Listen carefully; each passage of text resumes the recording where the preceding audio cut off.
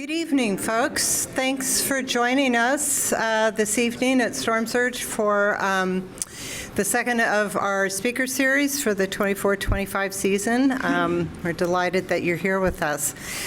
For those of you who are new and haven't participated in a Storm Surge speaker series or event, we were founded in 2013 to address the threat to our coastline from sea level rise, and it was starting to become a big problem for our community. So to address this, the coastal issues of climate change, we stand to promote science-based outreach and education, including creating original content in video format for use by schools. And then I'll let you know also that our next speaker series is November 14th with the Mass Oyster Project.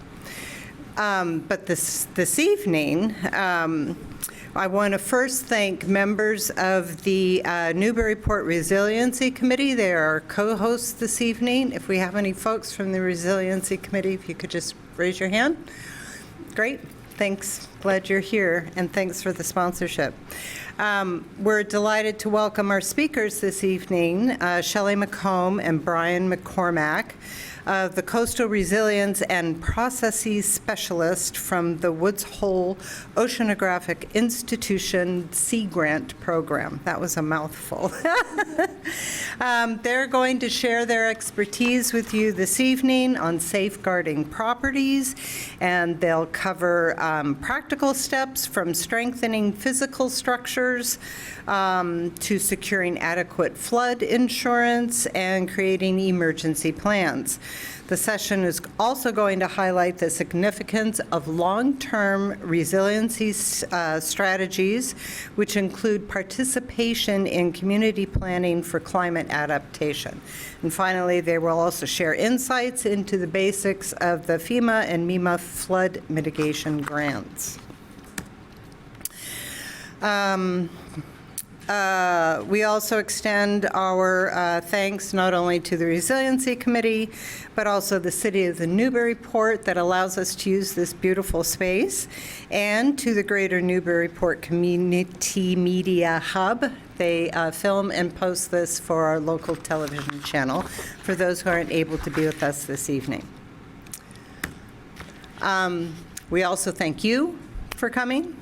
And I will let you know that Storm Surge exists because of people like you who share our mission to empower our community with knowledge needed to actively mitigate and to adapt to our rapidly changing shorelines, coastal and marsh environments, and of course, local weather patterns. So thank you very much for your support and for your activism.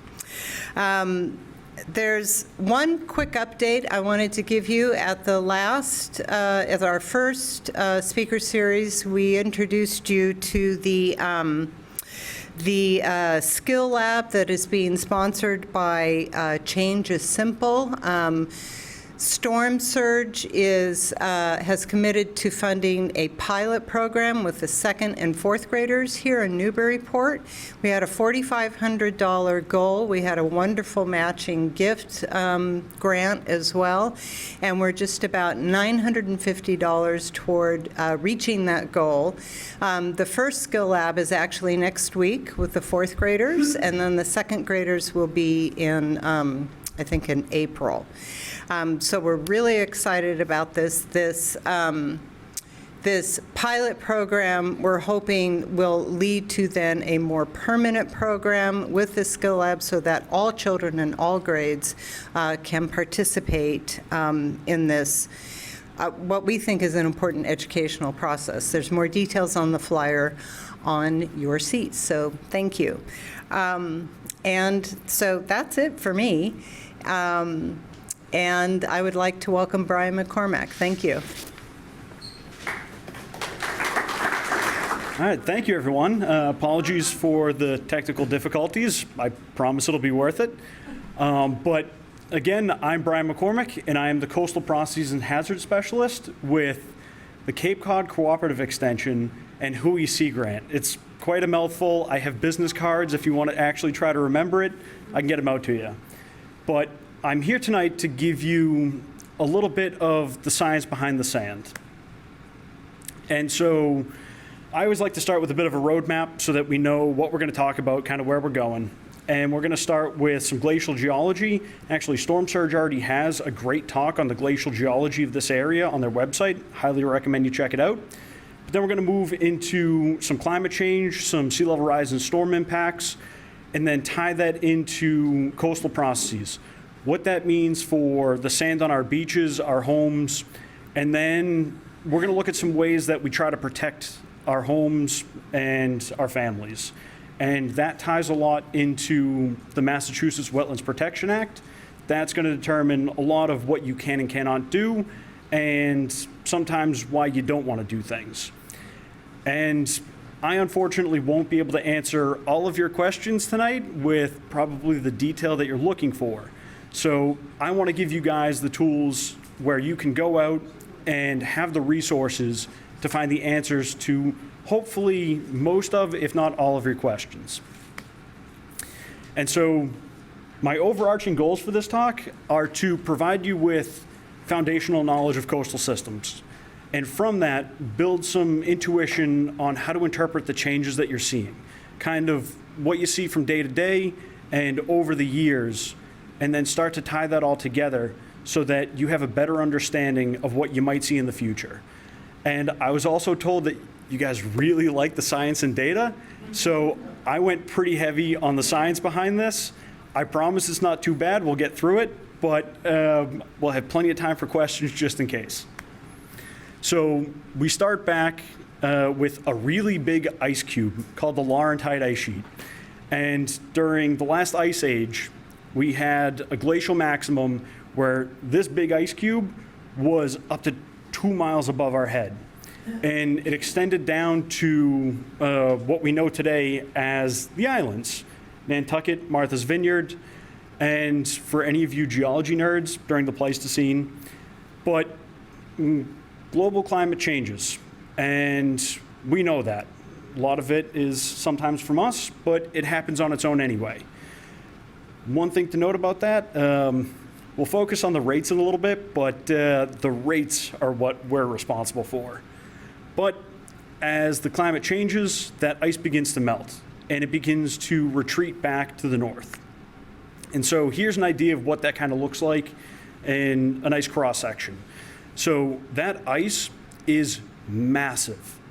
It acts as a plow, pushing everything out in front of it, picking up boulders, sand, anything it wants. Ice has an unlimited capacity to pick up anything and move it anywhere so long as it's cold enough. But as it recedes back, we're left with geologic features such as moraines, eskers, drumlins, a lot of what we see around here today. And this went in cycles, and those cycles were kind of solved by a man named Milutin Milankovitch. And he found out that they happen on, glaciation is roughly a 100-year period, 100,000-year period, sorry, a little bit longer than that. But it happens because of the eccentricity, or kind of the oblong or egg-shaped orbit of the Earth. It also happens because Earth is spinning like a top, but it's not a very good top. It's a little unbalanced, so it wobbles around a little bit. But in that wobble, it's also tilting at the same time. And all of these come together to create a lot of the climate change that we see naturally through Earth's history. So what does this mean, all this ice? Well, again, it's massive, and it actually began to deform the Earth underneath it. So we have the crust of the Earth, which is kind of like the skin of the apple, and then that nice juicy part, that's like the mantle. And that's ductile. So it kind of squishes down, but as the ice starts to recede back, it starts to spring back up. And it's not necessarily a fast process, but it does play a role in how we interpret sea levels today.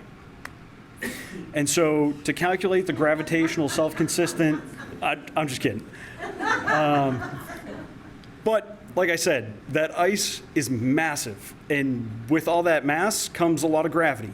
And so those ice sheets were actually pulling on the water in the oceans. And so we saw global sea levels that were different than local sea levels, but with all of that ice, they were typically much lower.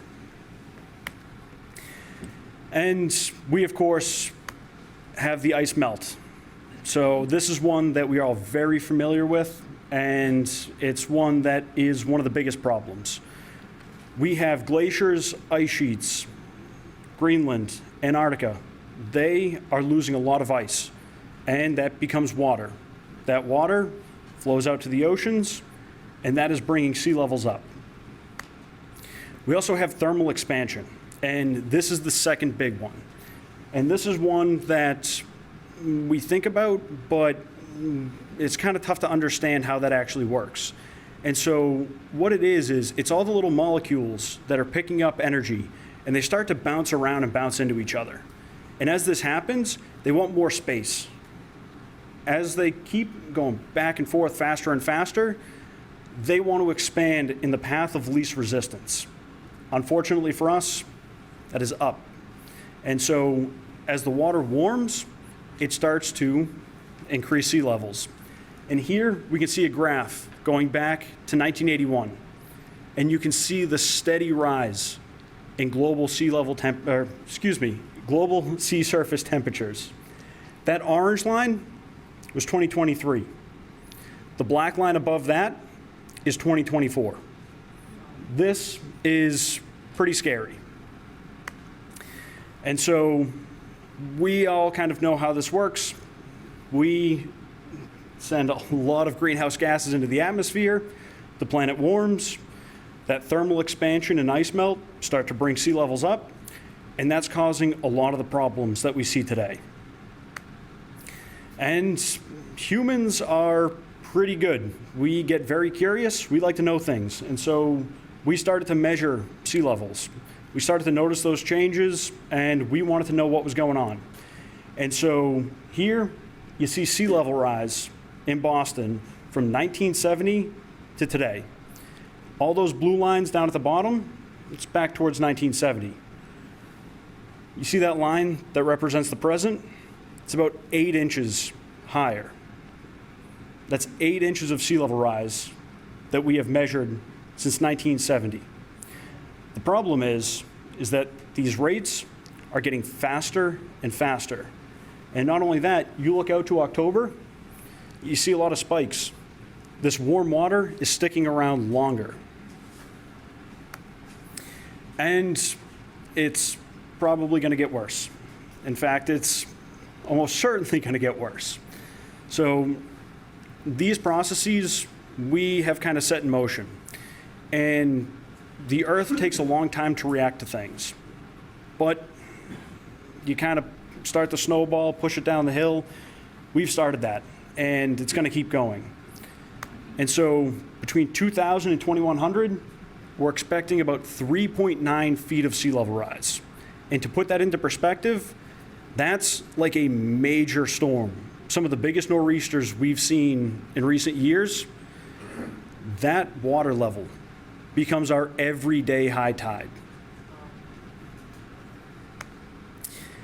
And we want to try and stop it, but we are looking for solutions that are a little bit better than this.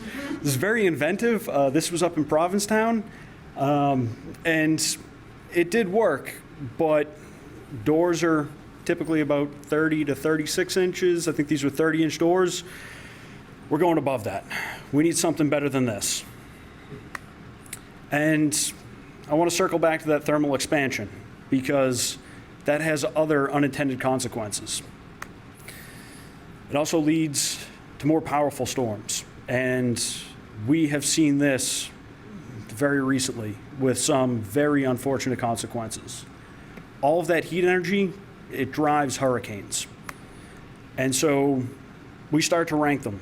And I get asked about this, the Saffir-Simpson scale. And we base them, category 1 through 5. I'm sure you've all heard it, especially recently.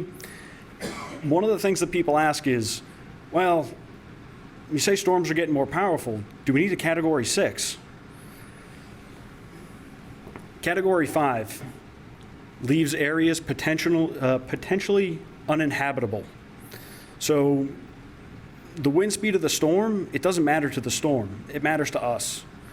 And when we have Category 5 storms that are coming in that are getting even more powerful than this, it can decimate neighborhoods, entire towns, and we're starting to see that. So we don't need a Category 6. We need more ways to interpret these storms, prepare for them, and react to them. And that drives a lot of the reason we're here today. Thank you, Storm Surge. But storm surge during a storm, it's not necessarily a good thing. And what it is it's that water level that goes above that predicted tide. So the blue line here, that's the predicted tide. That green line, that's our storm surge. And we all know, we've seen it. This is very impactful, and it destroys our homes, everything we love. And so one of the things I want you to note here is how long it lasts. These storms are not only getting more powerful, they're lasting longer in duration. And so when we look at storms and they're coming in, we're very cautious about the timing. If a storm is coming at low tide and it's a fast-moving storm, well, that's actually kind of better for us because those water levels, they're not going to come up as high. But if a storm hits at high tide, that can be catastrophic. Water gets places that it really shouldn't be. But with storms lasting longer, that timing, it becomes tougher to work with because we have almost a week of storm surge that's just always there. And so we have to be far more careful about how we approach these storms. Nor'easters, you guys know it, they're not much better. And if you want to dive into more of the details, because I don't want to ramble about this for too long, we actually put out a marine bulletin that runs through all of the differences between hurricanes and nor'easters. And we're also going to make sure that you guys can get your hands on these slides so that you can run through everything, access all the links that we're showing you, and go back and reference any of this data. And all of this is backed up from some of the best scientists in the world. The IPCC, or Intergovernmental Panel on Climate Change, that's scientists from around the globe, and we're all seeing these problems. And so it can be really tough when it's our house, our backyard, our neighborhood, our family. But these are problems that everyone around the world is dealing with and trying to find solutions on. And that should give you a little hope because, like I said before, people are pretty good. We're pretty smart. We work on a lot of things and we find solutions. But I haven't even gotten to the sand yet, and this is my favorite part. So as all these start to roll through and you're thinking of the sea level rise and the storms, I want you to think of the beach as a system. And it's all these parts moving together, and it's kind of squishing and moving and grooving, and it's doing its thing. So waves are coming in, and they don't come in perfectly perpendicular to the beach. They come in at a bit of an angle. And that causes what we see as longshore currents. So this sand gets moved predominantly in one direction. This can shift from day to day, from tide to tide, even from wave to wave, but it is truly very dependent on which way the wind blows. But that shapes a lot of what we see on our beaches and coastlines. And this impacts a lot of the flooding that we see as well, because the beaches, the dunes, the banks, those are our first line of defense against the flooding that we see. And so we know this because we have seasonality on beaches. I'm sure a lot of you have beaches that you love to go to in the summer, and then you go back in the winter, like, wow, this is kind of terrible. It's all rocks. What happened? Well, that's because during the winter, we have typically higher energy waves, higher energy storms that come through, and that higher energy will actually pull that sand off the beach and then dump it in an offshore bar. And then as smaller waves start to come in, we see less storms, they start to build that beach back up. And so I'm sure many of you have seen this. But I just talked about the sand and the rocks. We actually classified this way back in 1922. And I admit this is where we start to get into the science that it looks pretty confusing, but I promise it's not that bad, because all this is it's just a scale. So we have clays and silts that are really small. Then we have sands, and we get very specific about sand. We have very fine sand, medium sand, coarse sand, very coarse sand. Anything above that, you have pebbles. But this is a language that allows scientists to talk to engineers, to talk to coastal managers, to talk to anybody. By getting into the science and defining exactly what we're doing, we can start to build a better understanding of what we're looking at so that we can all communicate a little bit better. And one of the things that is very interesting about this graph is that last column. It's the threshold velocity for traction. I know you guys were looking for that. But that was kind of defined by Hjulstrom back in 1939. And he had some pretty cool experiments where he said, hey, I'm going to get some water, I'm going to get it going a certain speed and see what it can pick up.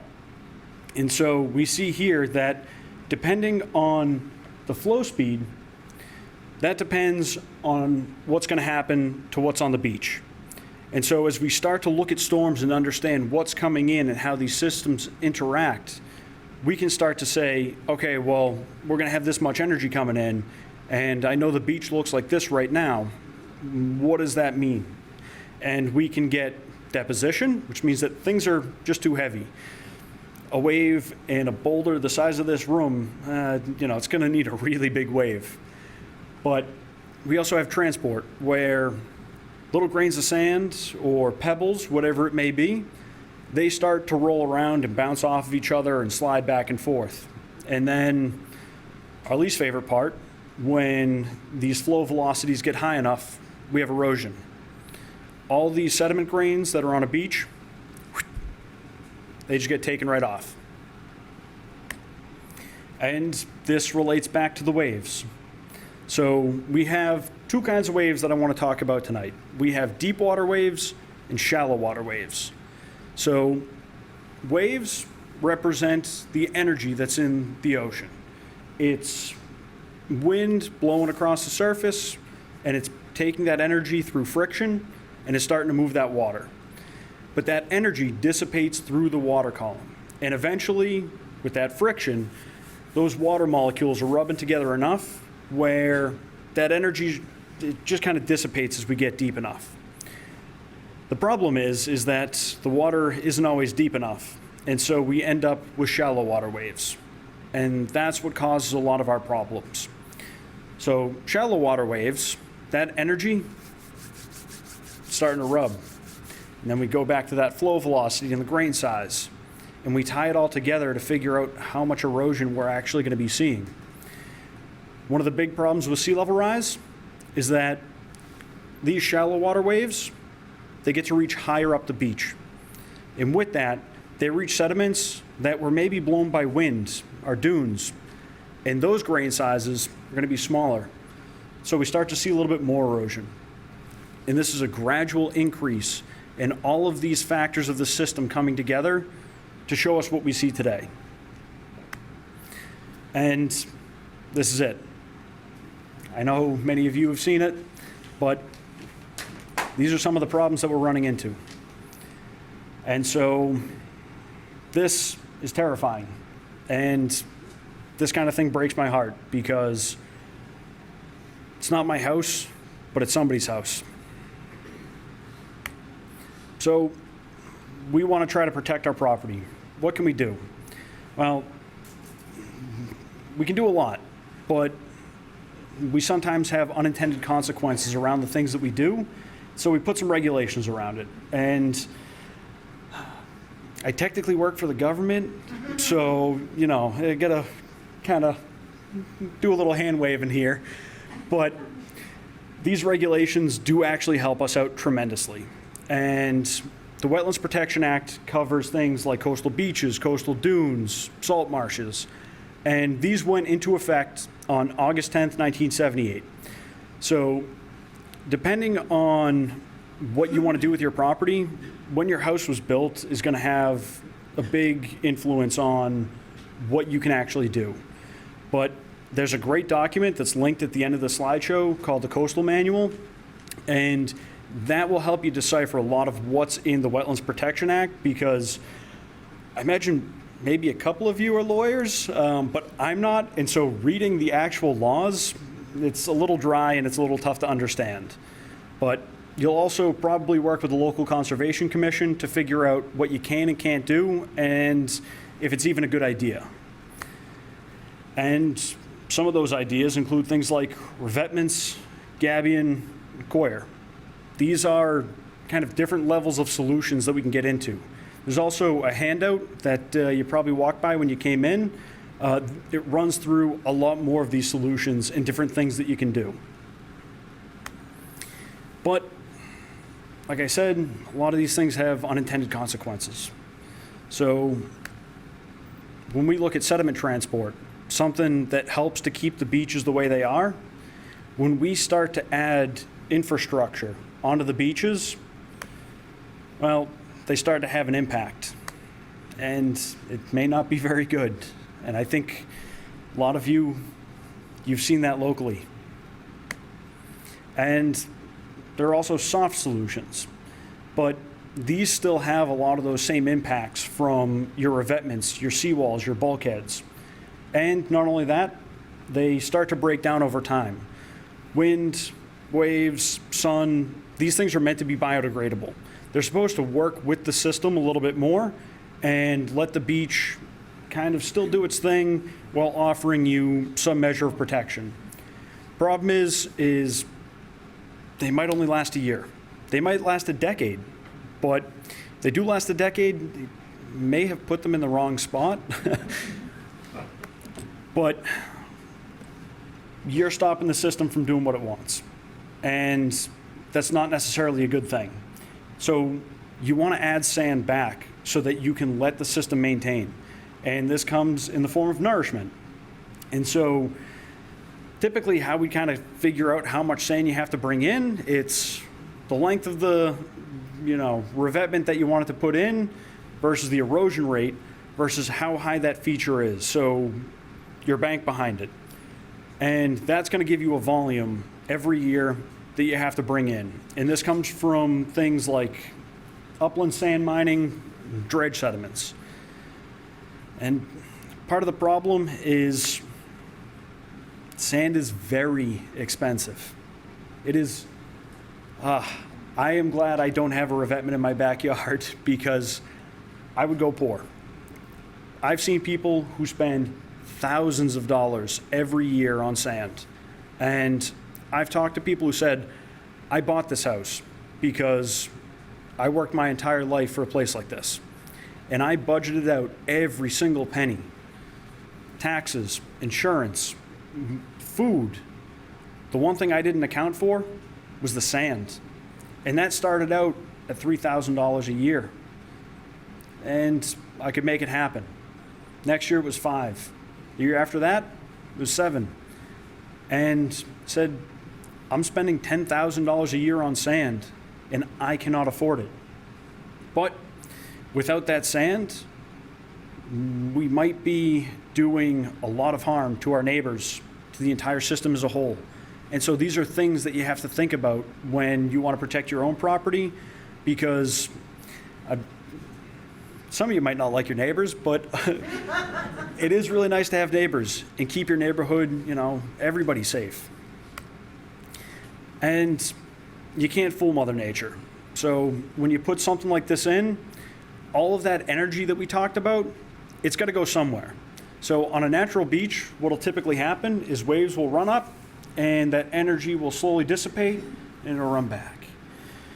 When you put in a revetment or a seawall or a bulkhead, that wave energy comes in and it slams off of it and it bounces right back. And so you might be protecting behind that structure, but you might be increasing erosion on the other side of it.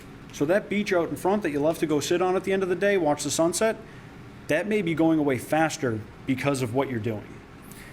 And not only in front of it, but on either end of it too.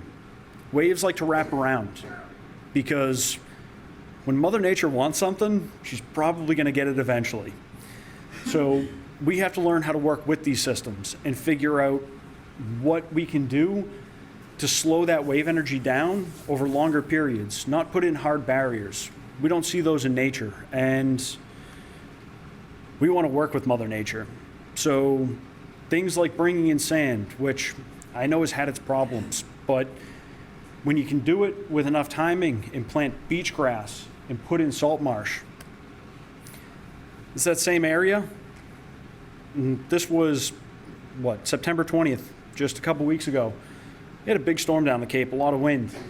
But what you don't see is waves. That salt marsh, it dissipates that energy and it protects the shorelines. And so working with Mother Nature, that's one of our best solutions. But like I kind of mentioned, I don't really have to explain this to you folks. You've seen a lot of these problems. Also, just a quick note, I grabbed these photos from an app called MyCoast that I think Shelley's going to talk about in a little more detail. But they didn't give me the name of who actually took these, but I suspect it might be one of you in the crowd. And if it is you, thank you. Because this kind of stuff, it isn't just good for me to throw in a presentation. It gives us the qualitative data that we need to figure out what's going on, what is happening to our shorelines, what infrastructure is going to be impacted, and how severe is that impact. And I know you guys want answers. And unfortunately, I can't give you all of the answers, but what I can give you are a lot of the tools, like I said, to go find some of those answers on your own. And we have things like Shoreline Change Project, where we can look at the long-term erosion rates, FEMA maps, sea level rise projections, so that you can say, hey, this is my neighborhood. What is this going to look like with this much sea level rise? What is it going to look like with this much sea level rise? And then the worst storm we've ever seen, because those are things that we're probably going to see. And of course, tidal predictions, informing yourself and hopefully using what you learned here tonight of that timing really matters. You can start to decipher what is going to happen with a lot more detail than kind of the regional stuff that you see on the news. But with that, I actually think we're going to hold questions to the end, but I'll definitely be around. And I want to apologize because a lot of this kind of sounds like doom and gloom, but we have a lot of hope for the future too. There are a lot of things that we're working on and a lot of solutions that are out there. But if I did kind of ruin your night, I apologize. So I like to include this photo of my girlfriend's three-legged cat with no tail. But with that, I want to thank you. And like I said, I'll be around for quite a while. So feel free to ask any questions at the end and grab me afterwards, and we'll see what we can do. Thank you.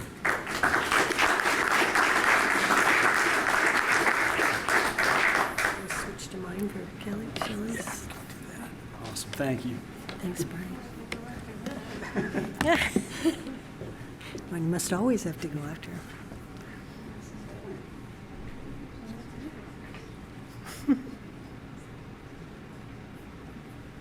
Oops, wrong one. If you just hit the space bar, you should go. Thank you. Okay, I'm a little bit shorter, so if you guys can't hear me, just throw up your hand or wave to me in the back. I don't know how I can go after that, but thank you, Brian, for setting the scene so well. I'm Shelley McComb. I'm the Coastal Resilience Specialist at the two really complicated long name entities we don't need to go over again, but I'm really happy that you guys are all here. Like Brian said, a lot of this can sound scary, but you all being here and just caring and talking to each other is the first step in order to building resilience for the future.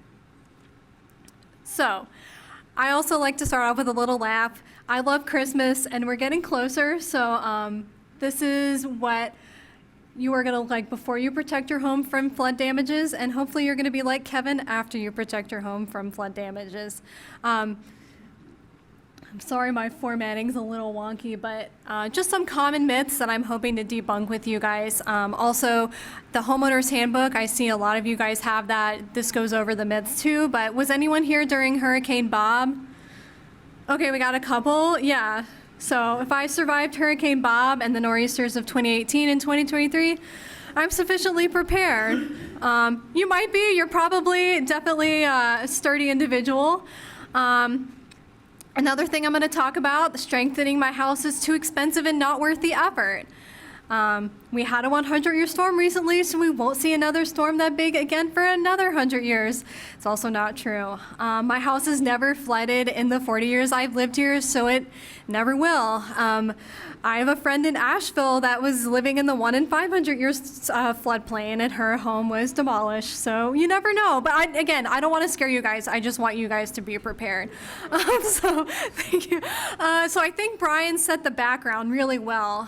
So as we know, storms are increasing in frequency and intensity. All that warmer water, the storms are just sucking that up. The warmer water holds more moisture.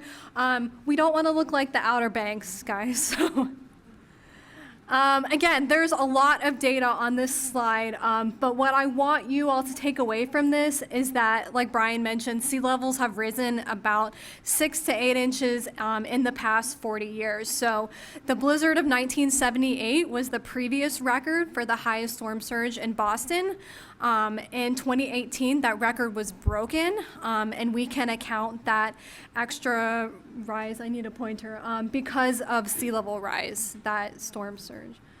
So I also put a lot of links in here. You guys are going to get the slide, but the NOAA sea level rise viewer is really helpful. This is just a screenshot of Newburyport, but there's like a drag and drop slider that, or if you want to grab me afterwards, I'd be happy to click on this and walk you guys through it. But it also shows like sunny day flooding and vulnerability indexes. This is a really great resource, and I recommend just, in all of your free time to go around and play with it. So, so we're going to talk about storm preparedness now.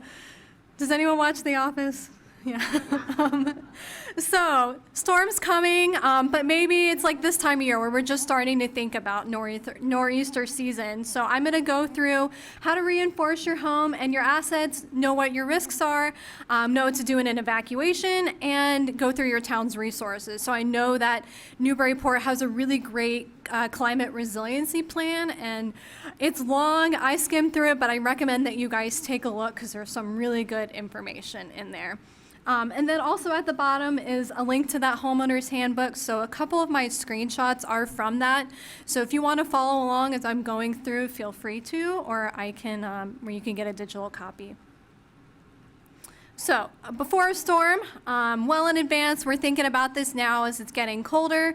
If you have utilities like, your air conditioning unit or your typically not your electrical box, but like your washing machine. You might want to have those on a higher level. You might want to put your things in waterproof plastic bins.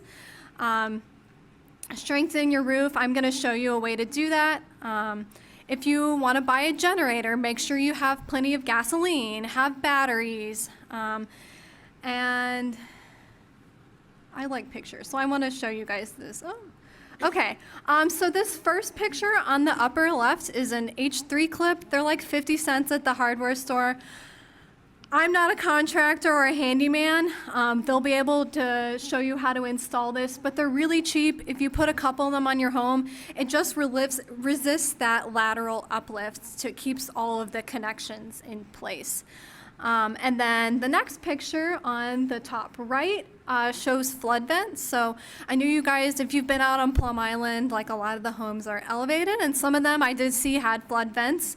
So this just helps combat that pressure gradient. So you can see the first image on on the left shows without flood vents, and water is going to get in either way. We live on the coast, water is going to come in from the ground, and that creates an unequal pressure gradient that if there's too much water, it can actually cause your foundation to crack. But if you install flood vents, which I know seems counterintuitive, we want more water in our house, that's crazy. But if you do have those flood vents, the water can move freely, and hopefully you have less damage. So this next picture on the bottom left shows why you need to enclose all of your windows and doors. And I know somebody at a recent presentation was like, during tornadoes, like somebody told me I'm supposed to open all the doors. I'm like, we're not talking about tornadoes here, but generally close all your doors and windows. Because if a door breaks, like that second image on the right, the wind can get in, and now you have pressure coming from the inside, and you have pressure coming from the outside, and that can actually cause the roof to fly off the house. So we've seen that in crazy situations of roofs flying down the street, and we don't want that. So the solution is to buy these roll-down shutters. These are a little more expensive, but you can also nail plywood over your windows. You know, we've got cheaper solutions, but if you are a seasonal resident and you plan on leaving your home for a long time, these are really good. You roll them down, and then you don't have to worry about any of that. You don't have to come home to broken glass or water on your floor. Okay, yep, here's the plywood. So immediately before a storm, do this. Unplug all necessary appliances, brace all your doors and windows, anything toxic. I see people, I went to grad school in Charleston, and people used to wade through all the stormwater, and I'm like, there are so many toxic chemicals in that. So please help us by not having that, and put all your fertilizers in a higher level or just in a waterproof container. Make sure your EV is charged, fill your gas tanks. If you need to evacuate, so you guys, and correct me if I'm wrong here because this is what I found on the internet, but your evacuation shelter is the Salvation Army. That's right down the street, I believe. You can also pack a go bag. I'll put that up on the next slide. Take care of your family, you know, make sure that everyone has their medications, make sure you have contact for everyone.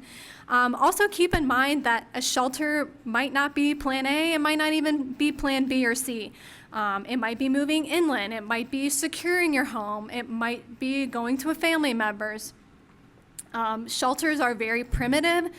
Most likely you can bring your pet if it's in a crate, but just keep in mind that that is a resource available for you guys. But the point of all this being, just talk to your family and know where to go. And worst case scenario, be prepared to be gone for about 3 to 5 days. So this is also in that homeowner's handbook. It's a really great list that shows what you should have if you're staying at home, if you're evacuating, or if you're going to a shelter, what you should and shouldn't bring with you. Like a shelter will typically have water, but if you're staying put, you should fill up your bathtub. So, okay, now, let's not be like Scituate in 2018, guys. Disasters here. Listen to your local officials is the biggest thing. Turn on the radio. If they say don't come back through downtown Scituate. MEMA has an emergency alert system. I highly recommend you subscribe to that. Again, communicate with your household. Don't come back, and never assume that someone else is going to report power outages. Like growing up, my parents were always like, somebody, the neighbor's going to report a power outage. And I'm like, no, they're thinking that you did that. So we're just going to call the power company. And of course they're like, oh, no, the power's been out for an hour. Nobody told us. So just report the power outage if you have cell service. Do not drive or walk through floodwaters, especially if you have an electric vehicle. Does anyone have an EV? Yeah, salt water is extremely corrosive to electric vehicles, especially if you're driving through it and it's above your tires. I've seen EVs stall out driving through floodwaters. As little as 6 inches can damage your vehicle, knock someone off their feet. Up to a foot of moving water can sweep you off your feet. There also might be electrocution is a real danger. There might be downed wires in the water. There might be toxic chemicals. We never know. So it's better to just not go through it, even if you've got your big boots on. Again, it's extremely corrosive. So just stay off the roads if it looks like this outside. I think that's from Florida, but Okay, after disaster. So this was a picture taken up in Provincetown of some poor gentleman's boat. Be careful of debris. That boat is probably not safe to enter. So if your home is on its sideways, never assume that it's okay to go in. Call your local officials. Let them go in and assess damage. We don't need a roof falling on us, or we don't need to be getting electrocuted. It's just always better to be safe. So, okay, if you do have structural damage, I'm going to talk about flood insurance a little bit, guys. I know that's a little controversial sometimes, but get a permit before you do anything. Even if you don't think you need a permit, you probably need a permit. Properly dispose of your debris. I'm not sure what the regulations look like in this town, but you might be putting it on your curb or taking it to your transfer station, but make sure that you get rid of it. Review your town's building code and other requirements. Talk to your town officials. They're the experts there. So, the one thing I like to stress during my talks are please take care of yourself. I know that this is a lot of information we're throwing at you guys, and it's really scary, and it's important to check in with yourselves and take care of your mental health. I'm not sure if it's here, but on my slide I have a link. A couple months ago, we had a climate anxiety counselor come and do a great talk for us, and her video is linked in here. I recommend you watch it. Get involved in your community. Look for opportunities. You guys are already here. Talk to your neighbors, and just be prepared for the next storm. This is a picture that was down in Falmouth. This is Surf Drive, and on a normal sunny day when there's not a storm, there's a sidewalk and beach out next to that, and as you can tell, that's just all ocean right now. So, there's some really good checklists in that homeowner's handbook. I have a couple taped to my fridge, so there's also a lot of good contacts in there, so I recommend taking a read through that on a cozy rainy night. Okay, so now I'm going to talk flood insurance, grants, all the really fun stuff. So Brian, I think you already had this picture up in Churro in your presentation, so just knowing if you're in the floodplain, if you guys have any questions about that, again, I do have a link to the FEMA flood maps in here, and I'm happy to go through that with you one-on-one if you have any questions. Biggest takeaway here is document everything. Even if you think, I live 3 miles from the ocean, this will never happen. Take pictures of everything. You might get robbed, sorry, but just make sure you have a documentation of your assets. So again, this is the link to the floodplain.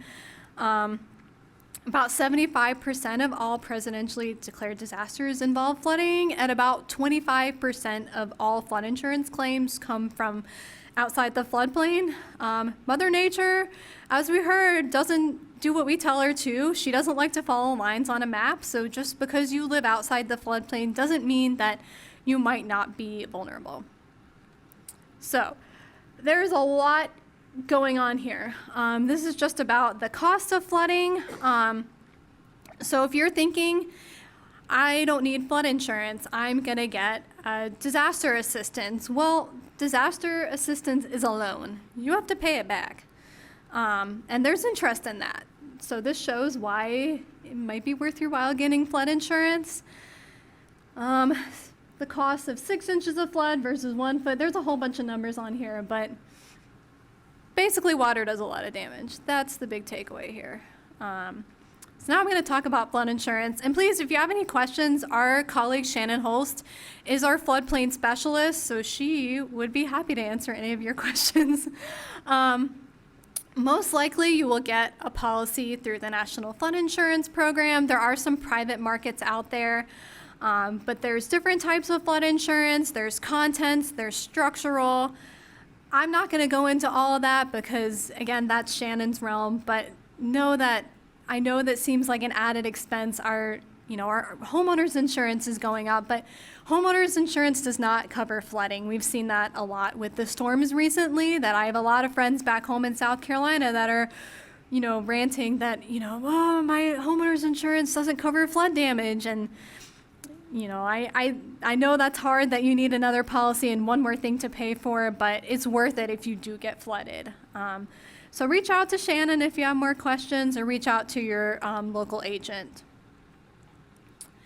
So if you're thinking about elevating your home, and I am going to talk about flood mitigation assistance grants, so this just shows if you do elevate your home, how much you can save in flood insurance premiums. These are not accurate, so they recently did a risk rating 2.0 where the National Flood Insurance completely redid their rating, and I think that's never mind. But they include, like, if your utilities are elevated, you get a discount. So instead of having this base, rate for everyone based on your flood zones, they are now rating based on your individualized home and what, if you are close to water sources. They have all these different calculations that go into it. So it might actually be a lot cheaper than it used to be. So definitely worth looking into if you have any questions.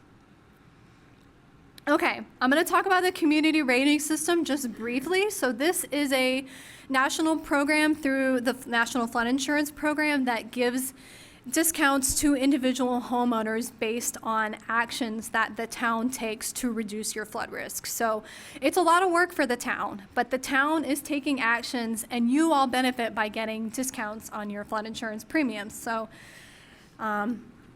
towns on Cape Cod get discounts for giving out our homeowners handbook, for preserving open space, for these kind of seminars that promote public education. So there's a lot of different, I've taken a class, it's very complicated, there's a whole manual for it.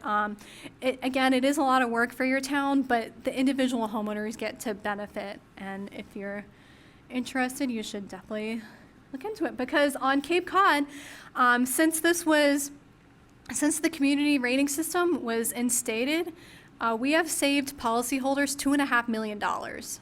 So Sandwich recently was upgraded to a 20% discount. So all of their residents, right off the bat, flood insurance, they get a 20% discount. Then the same people in Yarmouth. So again, Shannon's coordinating that if you have any questions about it, but it's been a really good program on the Cape. It's been really successful.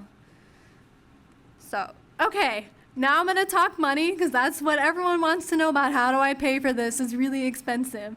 So there are some funding sources out there. Keep in mind that the last two bullets do need federal disaster declarations in order to be eligible for those, but I'm going to talk about flood mitigation assistance grants. So these provide federal dollars for individual mitigation projects. So if any of you want to apply, you can get federal dollars to elevate your home.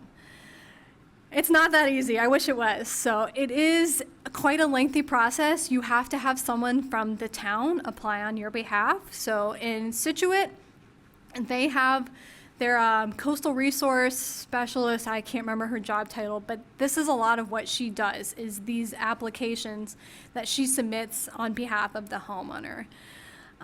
It is a 25% cost share, and it is a reimbursement process. So a lot of times that's hard to front that much money. You can take out loans. Another thing, you do have to have a flood insurance policy through the National Flood Insurance Program. It can't be private. It has to be through the FEMA's flood insurance program. If your home is considered repetitive loss or severe repetitive loss, meaning that it's a little different than what each town defines as repetitive loss, but typically it's like if you've submitted a claim for $5,000 more than twice in 10 years, you're considered repetitive loss, and that might bump you higher in the review process. So this is lots of things going on in the graph. But this is for flood mitigation assistance. It just shows what projects could be eligible, and it also compares them to the other one. So this is, because I get confused too, what grant, hazard mitigation grant program, what can I use, what money can I use for what purpose? So, and if you have any questions, again, this is a lot of information. I'm happy to connect you with someone from MEMA, the Massachusetts Emergency Management Agency. They do these grants left and right, and they give a really good talk, or give a really good information about what exactly these can be used for. But they're typically about $200,000 to $300,000. Again, and they have a ranking system. higher priority. If your home is really high value, you might be ranked a little bit lower, and you have to do a cost-benefit analysis. Again, there's a lot that go into that, but I wanted to show you guys a case study. So this was a town in Illinois that used flood mitigation assistance grants to buy out properties, and this is a multi-year, they started this in 2008, this process of buying up different homes to turn it into a park that would allow the river to ebb and flow during flooding. But they are using other funding sources too. So they're not only relying on FEMA grants, but this is also a very large scale project. So they probably need a lot more assistance than just your, one grant.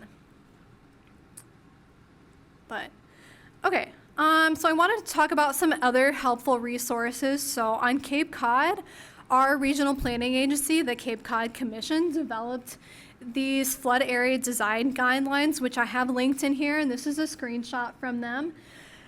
It's a very long document, but it's really cool, and it gives a lot of historical considerations. I know in Newburyport we have a lot of historical buildings, and we want to preserve that historical integrity. So the flood area design guidelines have historical considerations on how to keep, even if you're elevating your home, on how to still keep the tie-in from the sidewalk and keep people engaged. So I recommend reading through that. Also on Cape Cod, I was working on a project with the commission where we just developed some resiliency bylaws for, to enforce the building code to higher regulations and the wetlands bylaws that Brian recently went over.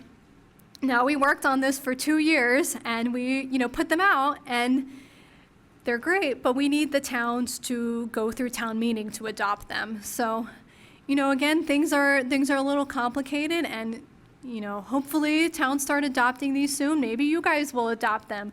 They're not tailored to Cape Cod. So again, that file for the Cape Cod Commission, if you feel like reading through a bunch of lengthy bylaws. Fun stuff.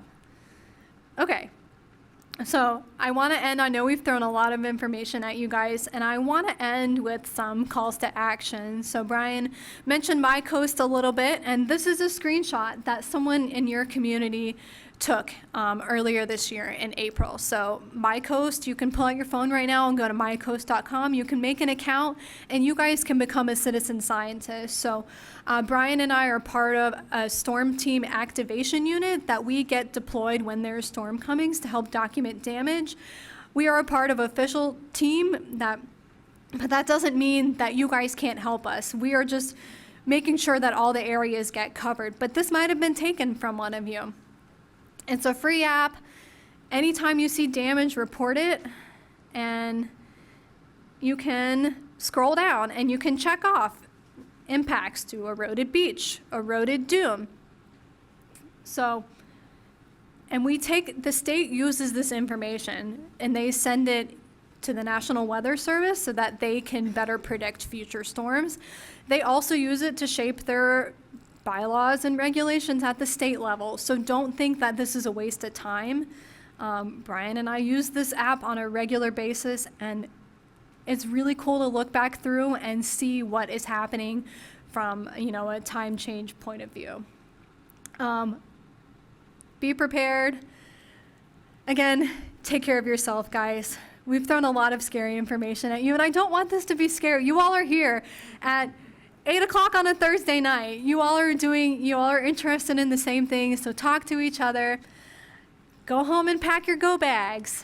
Advocate for stricter bylaws in town meeting. But I really want to thank all of you for coming and caring and showing up. And you all are our future, and we need you to preserve our coastlines. So hopefully we're not strapping our roof down with ratchet straps, but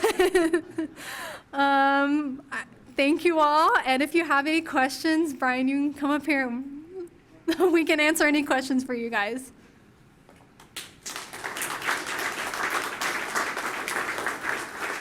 Sorry, I didn't mean to call you out. So Shelley and Brian can take your questions, but I did want to let you know that for all of you that pre-registered, we have your emails and we can send you these slides. So you have all this information and the links. And for those of you who didn't pre-register, if you didn't leave your email address, please do so as you're leaving this evening so we can make sure we can get this information in your hands. So, questions?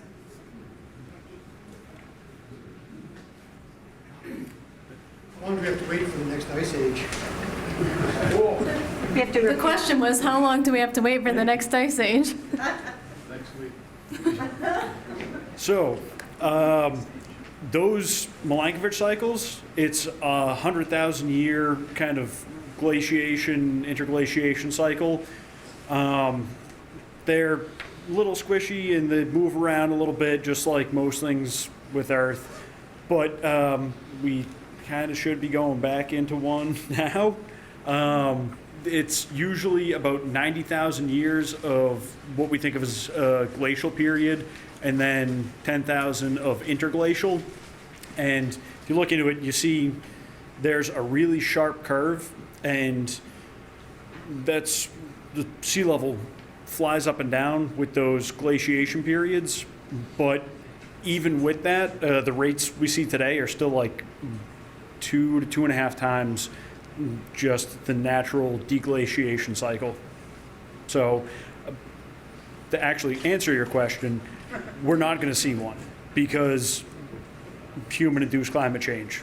We pump so much CO2 and other greenhouse gases into the atmosphere that we have completely thrown off these cycles. And what would kind of naturally happen, and has happened for a couple million years of this cycle going on, we kind of took it and just threw it out the window. So we live on Plum Island, and we live on the basin side. So obviously water levels are getting a little higher each year. So last year we had a couple big floods. So I go in and look at the tide chart, and when we're around 8 or 9 feet, we're okay. Gets to 10 feet and it's kind of getting close to coming over the beach. And then we had some that were like 13-foot tides, which came over the beach. So I go in now and I'll print a tide, sheet for every month for October, November, December.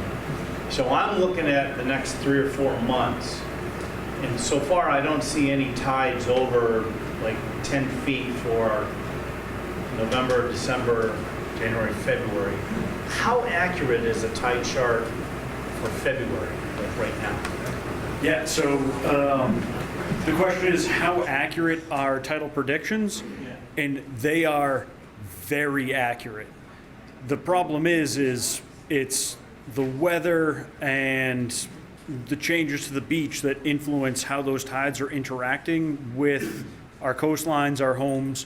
But the tidal predictions that you get from NOAA, where they say, hey, this is going to be, a negative 1.4 foot low tide, those are very, very good. We got good at tidal predictions way back in like the 1850s, and we've continued that out with very high accuracy. So when you're looking out for the next couple months and you see, okay, we don't have what we would typically call a spring high tide. So we have spring tides, neap tides, and you have the Earth. Sorry, it's going to be a very long-winded explanation. I love to ramble. If you guys are like, too much, stop, let me know. But you got Earth, Sun, and Moon. And these things are all kind of ripping around each other, having a good old time out in space. And we got really good at calculating the orbital physics of these celestial bodies. And it's that gravity, that whole equation. It's that, but a little worse. We calculate all that out. And so as we look to the future, it's very good. Then a storm comes. And you have, maybe not a 13-foot tide, but it's a 9-foot tide. Now you have 4 feet of storm surge on top of that. And so that tidal prediction, it's awesome to have that, because that's that data-driven insight that helps you know, hey, I know the tides are going to be even higher this next week. and we get a storm that's coming up the coast. Now you know more than, sorry guys, well, you guys all know, but your neighbors that don't pay attention to tides like that, they're not going to be as prepared as you are. So if you could tell them, that would be great. But those predictions are awesome. They are very, very accurate.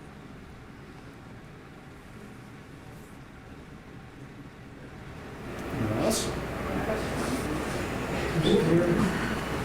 So there's information, they brought some pamphlets and some other materials that if you didn't grab them on your way in, they're out on the table there. If it's run out, we'll get some more for you. Yeah. And all of these resources are available online too. Feel free to email us if you want them, or if you just think of any other questions, or if you just want to say hey. We'd love to hear from you guys. But thank you all for being here. And one last thing. If you do want to go out and take photos with my coast, please be careful. We get called out to go to the worst places, and if I see you in some of the places that I'm at during these storms, I'm going to very politely but very strongly ask you to get off the beach. So just be careful. These storms rip houses away, so if you're standing on a beach, get a little hairy. So caution with all these things. But thank you.